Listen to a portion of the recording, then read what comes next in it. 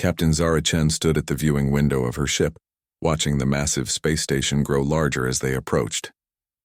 The Galactic Council's headquarters looked like a giant metal flower floating in space, with hundreds of arms reaching out in all directions. Each arm held docking bays for different alien ships. Some were small and sleek, others were huge and covered in spikes. "First time seeing the Council station?" asked her second officer, Marcus Williams, as he joined her at the window. "Yes," Zara replied. "Hard to believe every species in the galaxy has to come here to get permission to exist as equals," Marcus nodded. "Strange system, but that's how it's always been done. Every species has to earn their throne. The throne system was ancient. When a new species reached the stars and made contact with galactic civilization, they had to prove themselves worthy.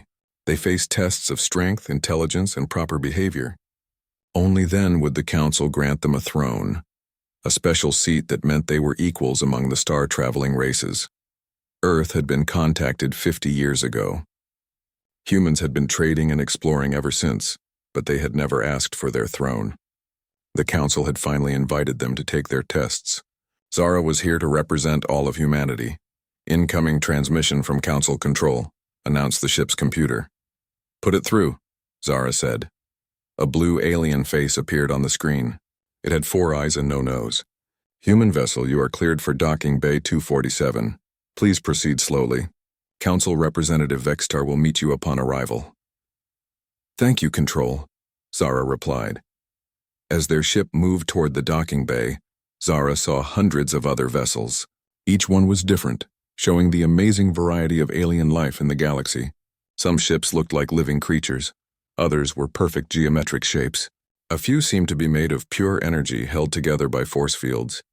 The docking process took an hour. When it was complete, Zara and her small team prepared to disembark.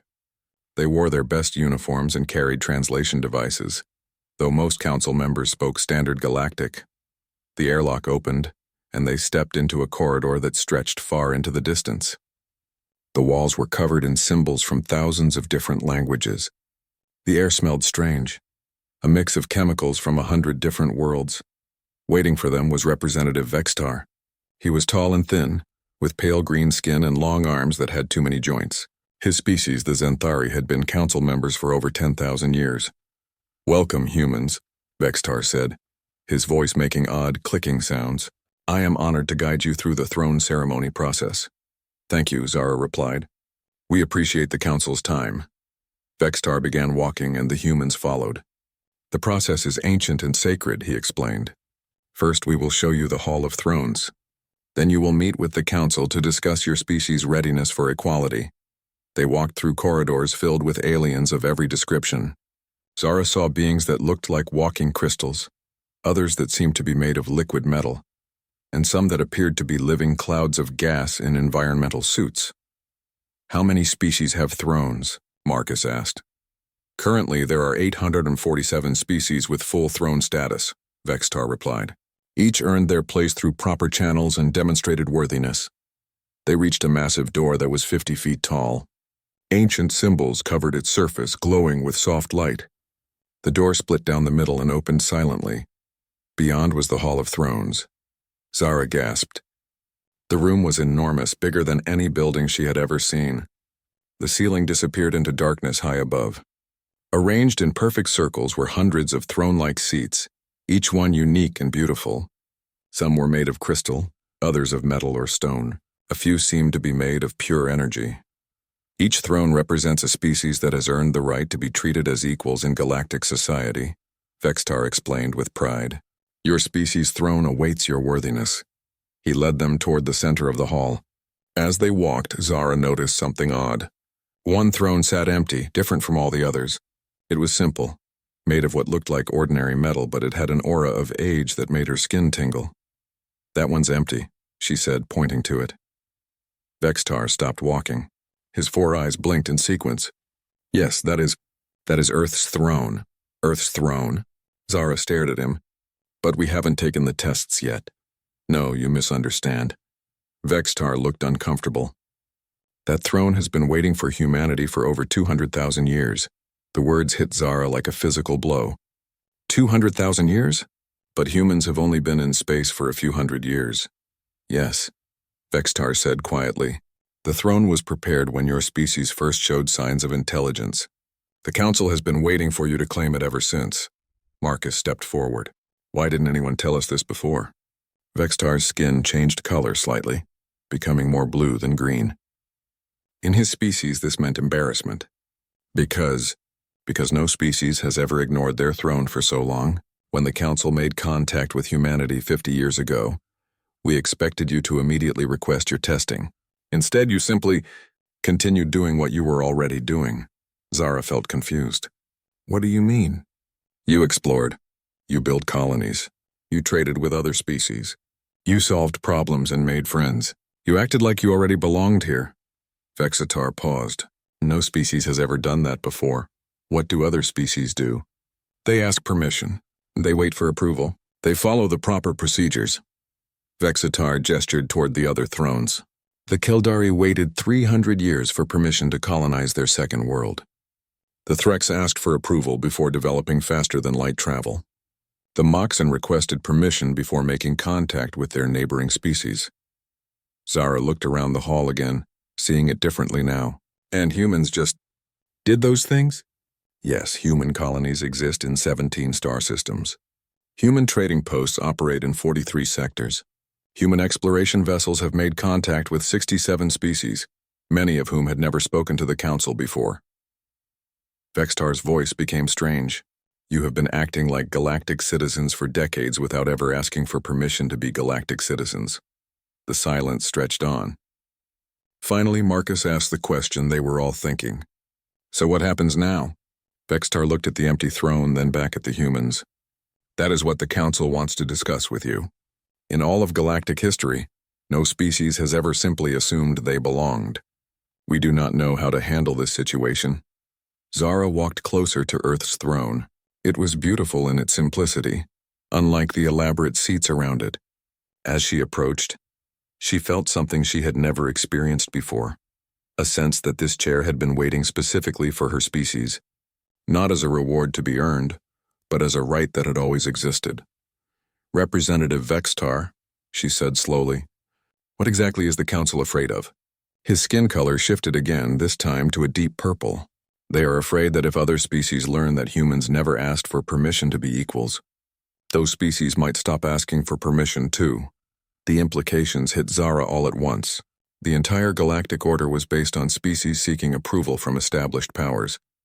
But humanity had never sought that approval. They had simply acted as if they already deserved respect and equality, and apparently it had worked. When do we meet with the Council? She asked. Tomorrow, Vextar replied. But Captain Chen, I should warn you, some Council members believe that humanity's behavior threatens the natural order of galactic civilization. Zara looked one more time at the empty throne. That had been waiting for her species since before. Humans had even invented writing. Representative Vextar, I think the Council is about to learn something important about humans. What is that? She smiled. We don't threaten the natural order. We just don't think we need anyone's permission to be part of it. The Council chamber was even more impressive than the Hall of Thrones. It was shaped like a giant sphere, with seats arranged on every surface, walls, ceiling, and floor. Gravity generators kept each species comfortable in their preferred orientation. Some Council members hung upside down from what humans would consider the ceiling, while others sat sideways on the walls. Zara and her team were given seats in the center of the chamber.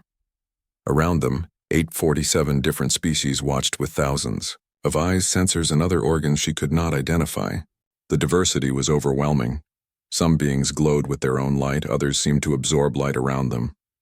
A few appeared to be living machines, while others looked like they were made of living water. At the head of the chamber sat the High Council, representatives from the oldest and most powerful species. Zara recognized several from her briefing materials. There was Elder Quindar of the Ethereals, whose species had been spacefaring for over 1,000,000 years. Next to him sat War Chief Thokarun of the Valdorian Empire, a massive creature covered in armor. On the other side was Mindweaver Sil Anna of the Psychic Collective, whose thoughts could be felt as a gentle pressure in the room. High Arbiter Colthi called the session to order. Her species, the Adjudicators, had been running council meetings for 50,000 years. She looked like a giant praying mantis made of silver metal. "We are here to discuss the unusual situation of the human species," she announced. Her voice echoed through the chamber in dozens of languages simultaneously. "For the first time in council history, we face a species that has operated as galactic citizens without earning that right." Murmurs and strange sounds filled the chamber. Zara could feel the confusion and concern from hundreds of different minds. Elder Quindar spoke first. He was ancient, even by his species' standards, and his voice carried the weight of eons. "Captain Chen, we have reviewed your species' activities over the past 50 years. The records are troubling." A holographic display appeared in the center of the chamber. It showed a map of human space, with colonies, trading routes, and exploration paths marked in blue light. "Humans have established 17 colonies without requesting permission from the territorial authorities," Quindar continued. "You have built trading posts in 43 sectors, many of which were previously restricted to council-approved species only. Your exploration vessels have contacted 67 different species and established diplomatic relations without following proper first contact protocols." War Chief Thok-Run leaned forward, his armor clanking. "Most disturbing of all, humans have entered 3 territorial disputes between other species and resolved them through what you call mediation. No species should interfere in the affairs of others without council authorization." Zara stood up to respond. "With respect, High Council, we didn't know we needed permission for any of those things." The chamber erupted in noise. Clicking, buzzing, humming, and sounds that had no human equivalent filled the air. Several species translation devices overloaded trying to process the simultaneous conversations. "Silence," High Arbiter Colthi commanded. The noise stopped immediately. "Captain Chen, ignorance of galactic law is not an acceptable excuse." "But we weren't ignorant," Zara replied calmly. "We studied galactic law extensively. We just didn't see anything that said we couldn't do those things." Mindweaver Silana's thoughts pressed against Zara's mind like a gentle wind. When she spoke, her voice seemed to come from inside Zara's head. "You saw the laws that govern proper behavior, yet you chose to ignore them." "No," Zara said. "We saw laws that told council members how to behave. We also saw laws about how to request permission to become council members. But we never saw any laws that said non-council species couldn't explore, trade, or help solve problems." Elder Quindar's ancient face showed surprise. "Of course there are no such laws. It would be impossible to function as a galactic power without council approval. No species would even attempt it." "Why not?" Marcus asked from behind Zara. The question seemed to shock the entire chamber. For a long moment, no one spoke. Finally, War Chief Thok-Run answered. Because that is not how things are done. Since the beginning of galactic civilization, species have sought approval from their betters before attempting to join galactic society." "Who decided that council species were better?" Zara asked. Another uncomfortable silence filled the chamber. Mindweaver. Silana's thoughts became more intense. The council species earned their positions through proper trials. They proved their worthiness through strength, intelligence, and submission to established order. "But who established that order in the first place?" Zara pressed. High Arbiter Colthi's metal face showed no expression, but her voice carried a note of irritation. "The first council species, of course. The ones who were strongest and most advanced when galactic civilization began. And who decided they had the right to make those decisions for everyone else?" The question hung in the air like a physical thing. Zara could feel the discomfort radiating from hundreds of alien minds. Elder Quindar spoke slowly. "Captain Chen, are you suggesting that the fundamental structure of galactic civilization is wrong?" "I'm not suggesting anything," Zara replied. "I'm just asking questions. On Earth we have a saying, question everything. We believe that any system that can't handle questions probably isn't a very good system." The holographic display changed, showing historical records. Images of various species bowing before council members, Signing submission documents and participating in elaborate ceremonies filled the space. Every species follows the same path, War Chief Thokroon said. First contact, followed by a period of learning proper behavior, then formal application for testing, then the trials themselves, and finally, if worthy, acceptance into galactic society. This system has maintained peace and order for millions of years. Has it? Zara asked. Because from what we've seen, there are hundreds of wars happening right now between different species. Some of those wars have been going on for thousands of years. How is that peaceful? Mindweaver. Silana's thoughts turned cold. Those are disputes between lesser species who have not yet learned proper civilized behavior. Council species maintain peace among themselves. Really? Because we helped stop a war between the Keldari and the Threx last year. Both of them are council species. They told us they'd been fighting for 300 years over mining rights to an asteroid belt. The chamber fell silent again. The Keldari and Threx representatives looked embarrassed. Elder Quindar leaned back in his seat. How did you resolve their dispute? We suggested they share the mining rights and split the profits, Marcus said. Took about an hour to work out the details once they started talking to each other instead of shooting. An hour? War Chief Thokroon sounded incredulous. That dispute had been presented to the council for arbitration dozens of times. We never found a solution both sides would accept. Did you ask them what they actually wanted? Zara asked. Of course not. High Arbiter Kolthi replied. Council arbitration follows proper procedures. Both sides present their cases. We review the law and precedent, and we make a binding decision. But did anyone ask them if they'd rather work together than fight? Another long silence. Mindweaver. Silana's thoughts became thoughtful. You simply asked them what they wanted? Yes. Turns out they both wanted the same thing. Resources for their growing populations. Once they realized they could get more by working together than by fighting, the solution was obvious. The holographic display changed again, showing dozens of similar examples. Human mediators helping resolve disputes, human traders opening new routes that benefited multiple species, human explorers making contact with isolated civilizations and helping them connect with the larger galaxy. In every case, Elder Quindar said slowly, humans treated all parties as equals. You didn't require submission or formal recognition, you simply helped. Why wouldn't we? Zara asked. We're all intelligent beings trying to make our way in the galaxy. Why shouldn't we help each other? War Chief Thokroon's armor shifted as he moved uncomfortably. Because some species are more advanced than others.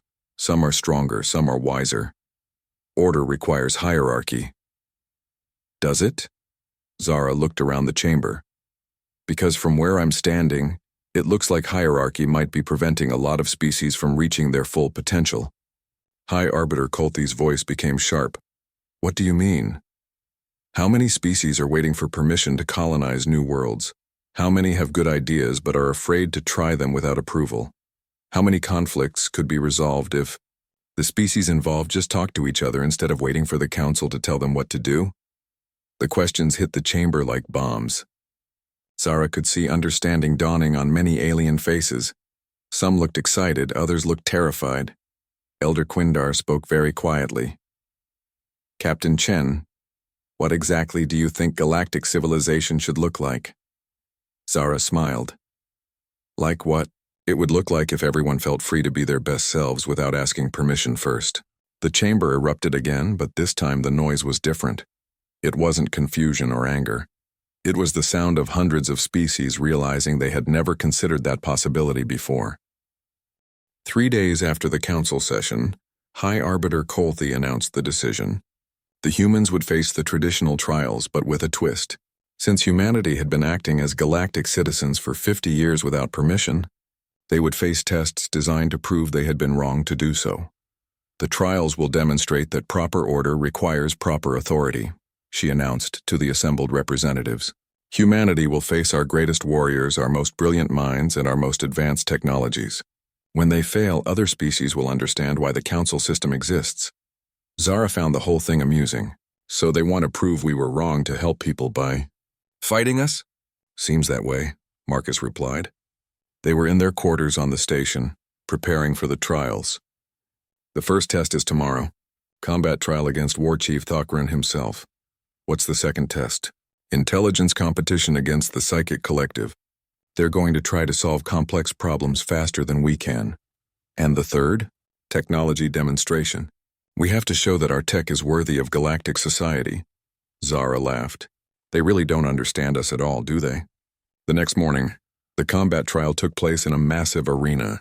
Thousands of aliens filled the seats, eager to watch the upstart humans get put in their place. War Chief Thokran stood in the center of the arena, his massive form covered in advanced battle armor.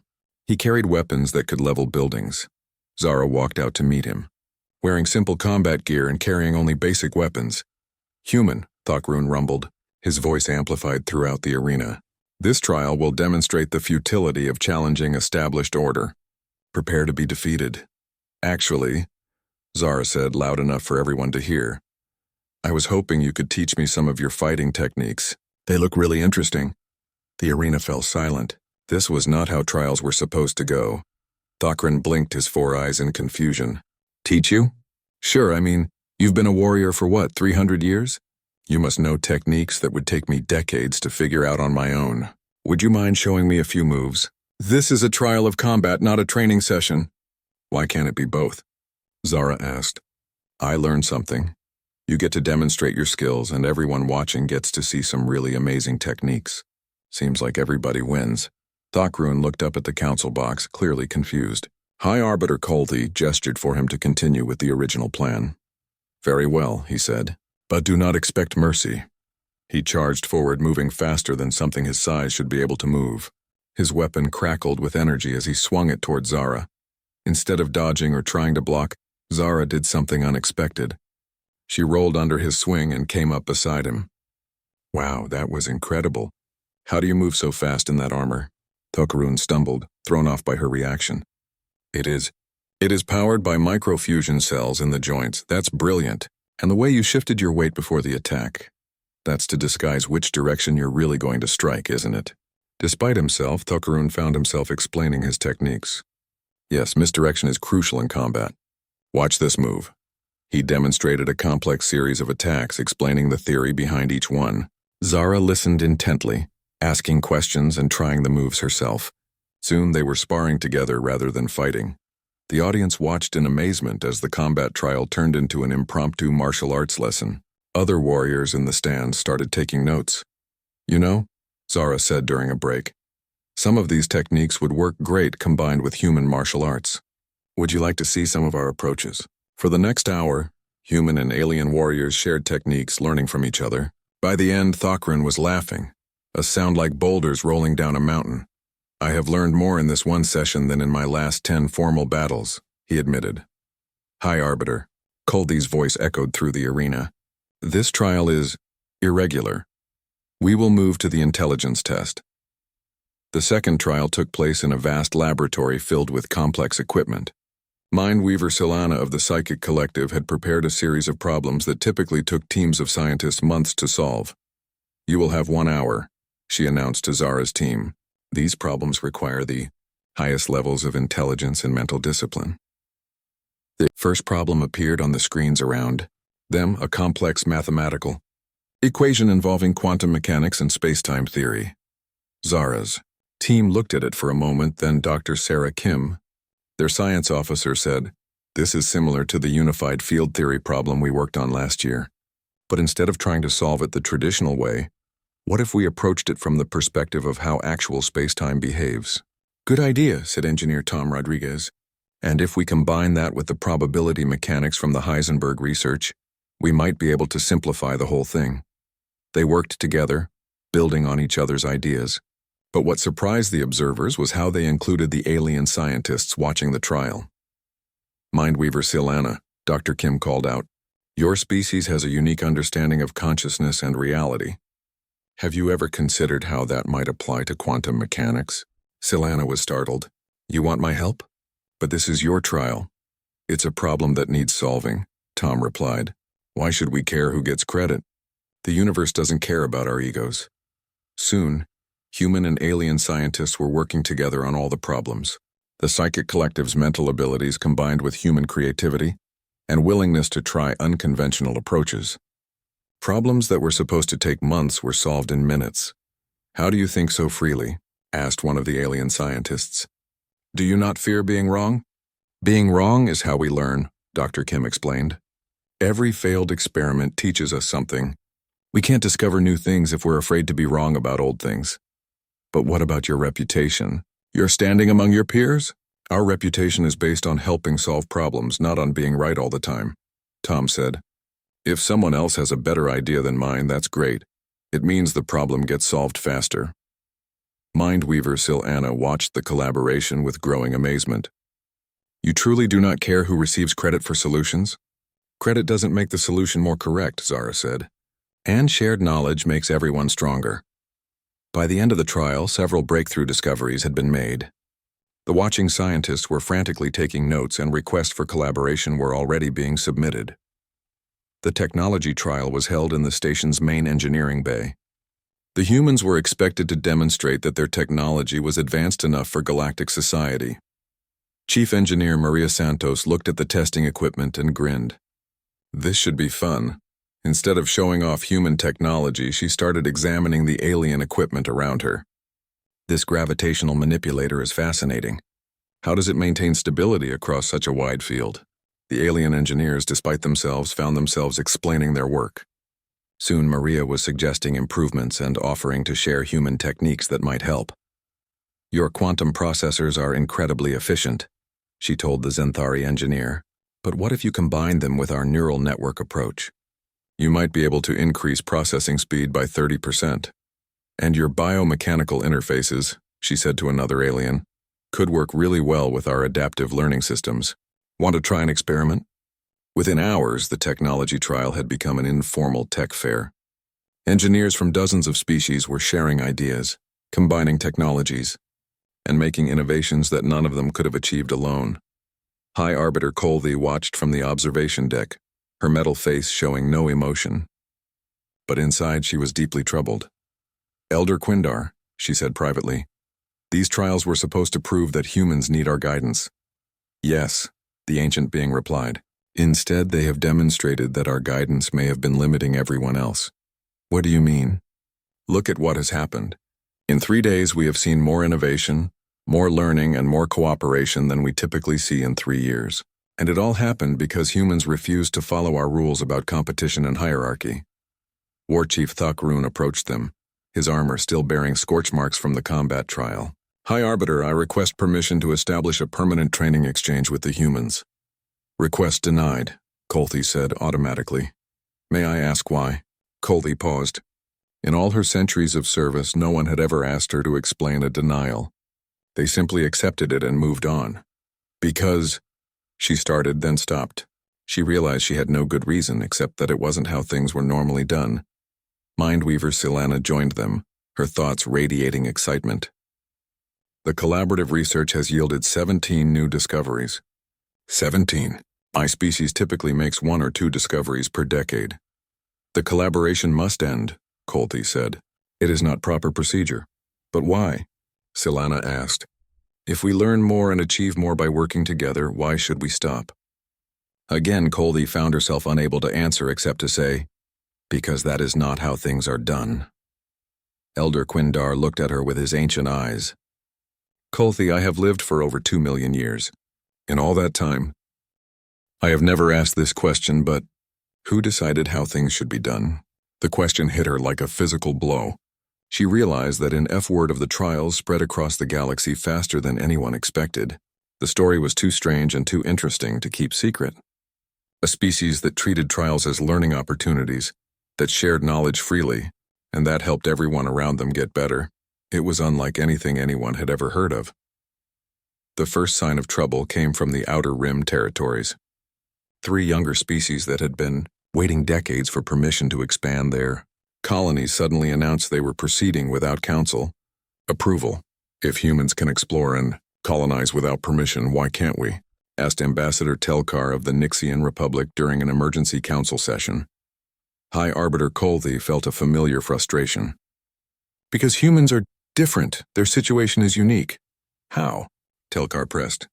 They're an intelligent species that wants to expand and grow, just like us. What makes them special? Colthi found herself unable to answer. The truth was that humans weren't special. They had just never learned to ask for permission in the first place. Elder Quindar spoke carefully. The human situation is unprecedented. We are still determining how to handle it. While you determine that, my people are dying on overcrowded worlds, Telkar replied. We've been waiting 47 years for permission to colonize the Kepler system. It's an empty system with 3 habitable worlds. No one else claims it. Why should we continue to wait? War Chief Thakrun leaned forward. Because that is how order is maintained. Without proper procedures, there would be chaos. What chaos? Asked another ambassador. The humans have been colonizing for 50 years. Where is their chaos? The question hung in the air. Everyone knew the answer. Human space was actually more peaceful and prosperous than most council-controlled territories. Mindweaver, Silana's thoughts reached everyone in the chamber. Perhaps we should examine the results of human activities rather than focusing on their methods. The holographic display lit up with data. Human-colonized worlds showed higher productivity, better environmental management, and lower crime rates than average. Human trading routes had increased prosperity for everyone who used them. Human diplomatic interventions had resolved more conflicts in 50 years than the Council had resolved in the previous 500. This data must be incorrect. High Arbiter Colthi said. We verified it 3 times, replied the data analyst, a member of the ultra-logical synthetic collective. Human territories consistently outperform Council predictions in all measured categories. Ambassador Telkar stood up. If the humans can achieve better results without following Council procedures, then maybe the procedures are the problem.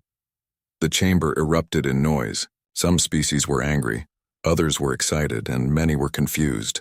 This was the first time in recorded history that anyone had suggested the Council system itself might be flawed. Order, Colthi commanded.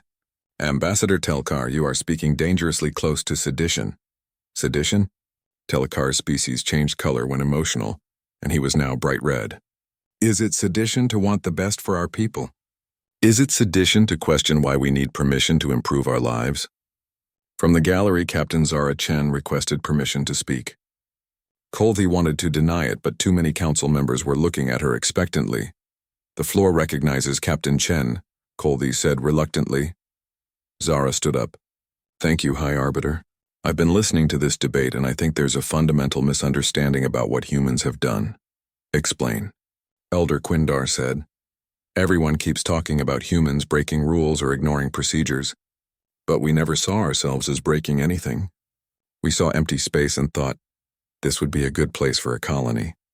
We saw species in conflict and thought, maybe we can help them find a solution. We saw problems and tried to solve them. She paused, looking around the chamber. We never thought we needed permission to help people or to improve our own lives. And we never thought that helping ourselves somehow hurt anyone else. Mindweaver Silana projected a gentle question. But without authority, without hierarchy, how do you maintain order? We don't maintain order, Zara replied. We create cooperation. When everyone benefits from working together, people choose to work together. When everyone has a stake in the system, everyone helps maintain the system. War Chief Thakrun's armor clanked as he shifted uncomfortably. But someone must be in charge. Someone must make the hard decisions. Why? Zara asked. Why can't the people affected by a decision be the ones who make it? Because they lack the wisdom and experience of their superiors. Thakrun replied automatically. Do they? Or do they just lack the information their superiors have been keeping from them? The question hit home. Zara continued.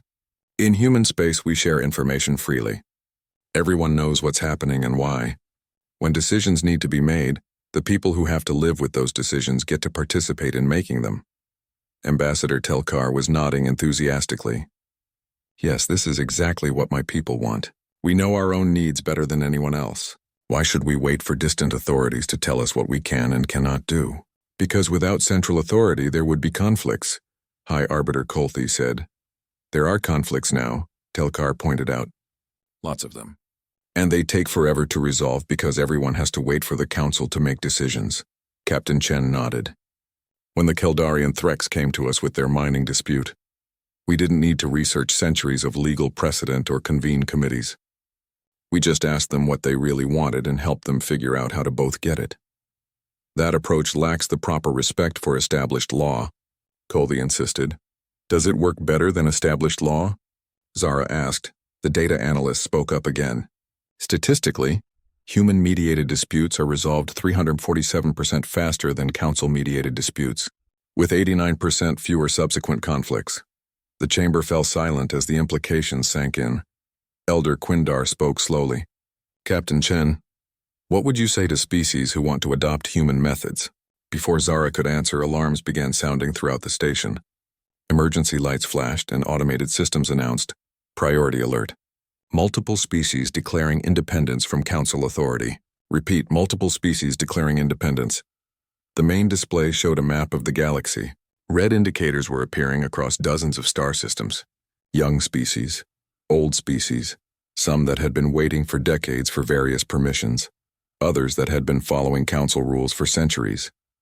What is the meaning of this? High Arbiter Colthy demanded. The communications officer, a nervous Zenthari, replied, High Arbiter, we're receiving formal declarations from 47 species. They're all saying basically the same thing. They no longer recognize council authority over their internal affairs. War Chief Thockrun stood up, his weapon systems activating automatically. This is rebellion. We must respond with force. Force against whom? Elder Quindar asked quietly. Half the galaxy? Ambassador Telkar's people were among those declaring independence. He looked both excited and terrified. My government has voted to proceed with colonization of the Kepler system. They're launching the colony ships tomorrow. Without council permission, that colonization is illegal, Colthy said. According to whose law? Telkar asked. The council never asked my people if we wanted to be bound by your laws. You simply declared that you had authority over us. Mindweaver Silana's thoughts were swirling with confusion. But how did this happen so quickly? The communications officer looked even more nervous.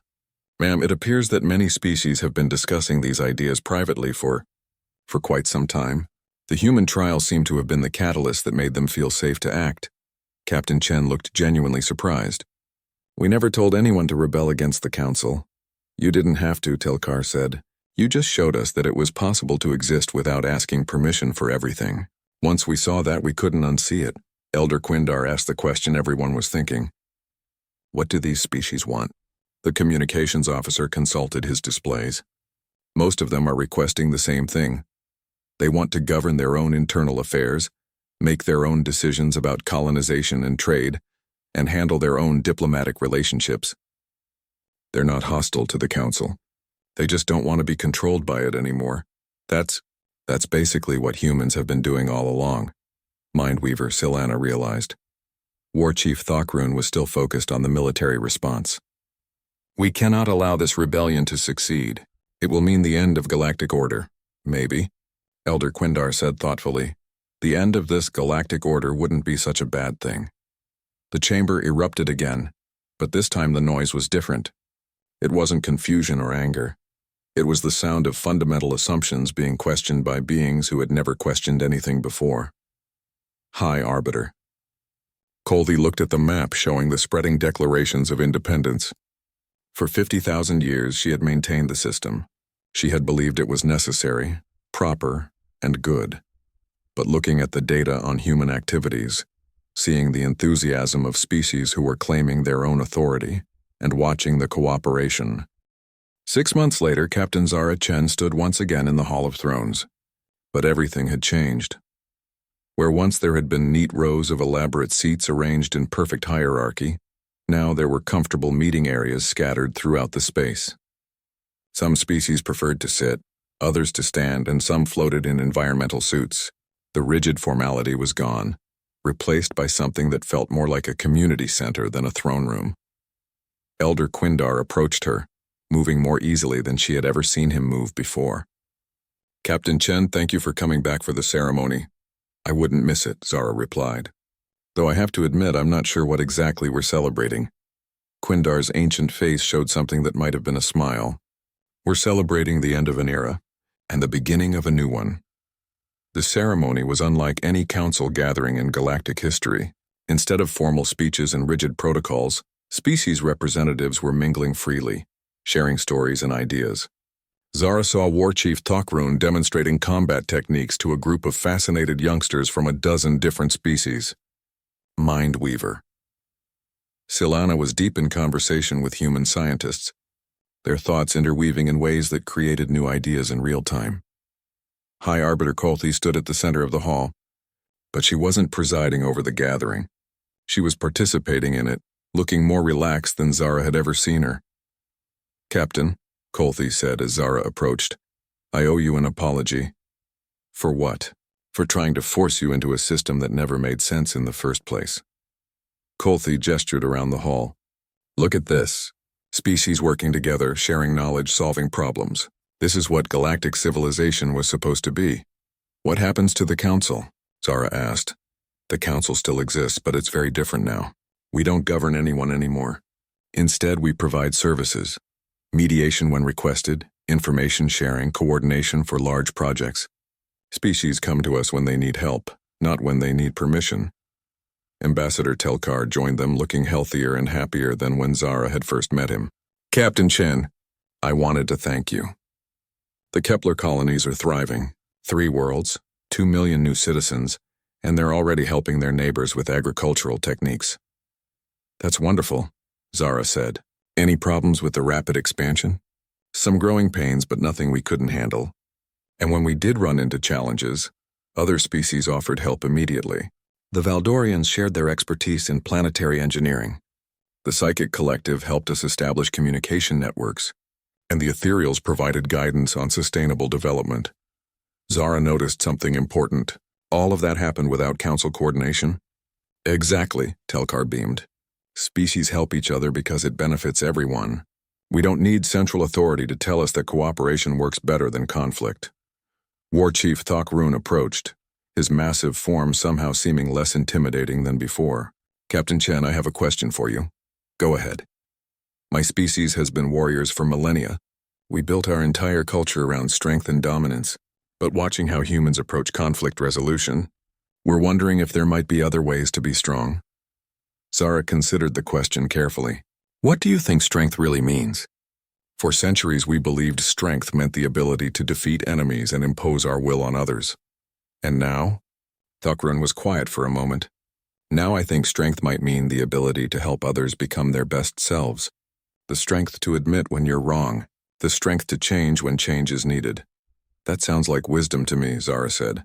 "Yes, but how do we rebuild our entire civilization around these new ideas? How do we teach our people that cooperation is stronger than domination?" "The same way you learned it," Zara replied. "By trying it and seeing that it works." Mindweaver Silana approached, her thoughts radiating contentment.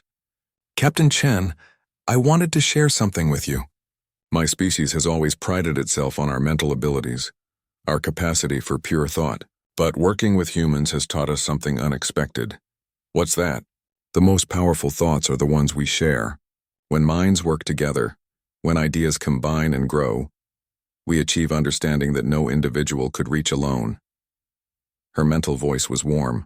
"We spent so much time focusing on our superiority that we forgot the joy of collaboration." Zara looked around the hall again.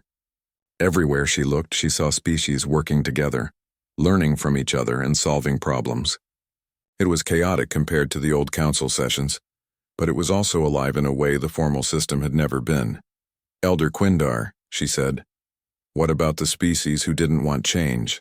The ones who preferred the old system?" The ancient being's expression was thoughtful. "Fewer than we expected, actually. Most species were ready for change. They just needed to see that change was possible. But for those who prefer structure and hierarchy, we've maintained some of the old procedures. The galaxy is big enough for different approaches, and it's working. Better than anything we've tried before. Conflicts are resolved faster, new technologies are developed and shared more quickly, and species are exploring and growing at rates we've never seen." He paused. "There have been some problems, of course. Not every experiment works. But when failures happen, species learn from them and try something different." "Instead of waiting for permission to try again," Zara added. "Exactly." High Arbiter Kolthi called for attention, though her tone was completely different from the commanding voice she had used during formal council sessions. "Friends, if I may have your attention for a moment." The hall gradually quieted, though the atmosphere remained relaxed and informal. 6 months ago, this hall represented something very different. It was a place where some species sat in judgment of others, where permission was required for the most basic acts of civilization, where hierarchy mattered more than cooperation. She gestured toward the space where Earth's throne had sat empty for so long. That area was now occupied by a circular seating arrangement, where representatives from different species worked on joint projects.